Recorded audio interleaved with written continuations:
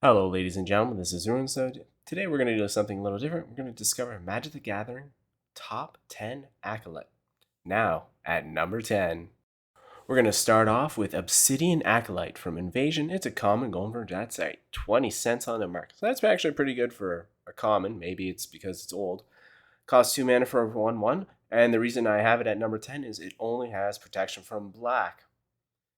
Other than that, it's nothing too special about that. At least it does something. And at number 9, well, as I just said, we got Crimson Acolyte from Invasion Common, but this one's 42 cents. Now, the reason why I chose this one over the black one is protection from red. So there's more direct damage for red.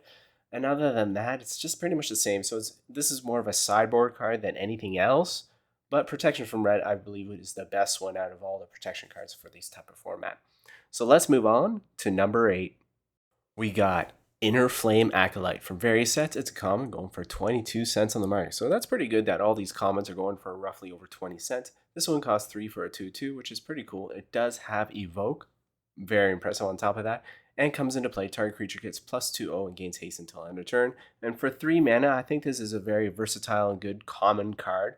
And it's an Elemental Shaman, which is also, I think, a really cool picture. So let's move on to number 7. We have Multani's Acolyte from Urza's Legacy. It's a common going for 24 cents on the market at the time of this video. And believe it or not, it has Echo. I know. I'm a big fan of Echo just because it kind of screws you over. 2 for a 2/1 with Echo. And then when it comes into play, draw a card. That's the reason why it's here, is because of the drawing card ability for only this 2 casting cost. And it's green, which is not very common. So let's move on to number 6. We have Acolyte of the Inferno from Magic Origins. It's an uncommon going for 16 cents on the market. So it's even cheaper than the commons you've seen on this video so far. 3 for a 3/1. Okay. Not bad. And then it has Renown 1. Okay, we can deal with that. And when it becomes blocked, it deals 2 damage to that creature. So you can bring this even in late in the game a few more turns, and this will still do damage. And I really like that. Even if you can give it haste, that's even better on top of that. So let's move halfway down the list to number 5. We got Ascendant of Acolyte from Neon Dynasty Commander. It's a rare, and that's right, this rare is 17 cents. It enters the battlefield with a +1/+1 on it for each +1/+1 counter among creatures you control. And, well, good thing this thing costs 5 because you'll need a lot of creatures to get to that point.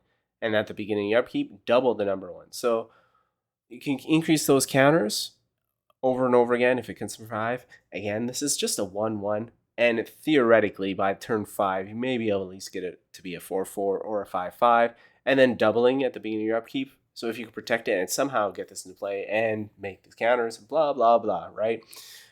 It will be a very powerful card if you can do it. So let's move on to number 4. We got Karamentra's Acolyte from Theos. It's an uncommon going for 32 cents on the market.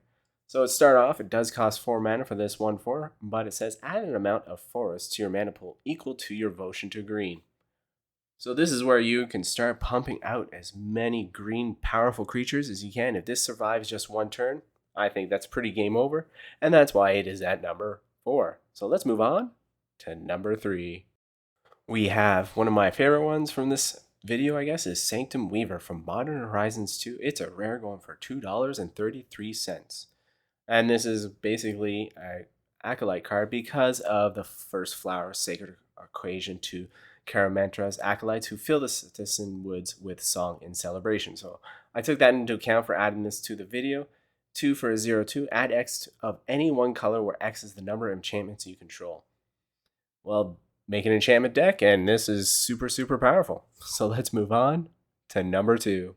And we have Harsh Mercy. It's Onslaught. It's a rare going for $3.36 at the time of this video. It costs 3 mana for this sorcery, which is white, by the way.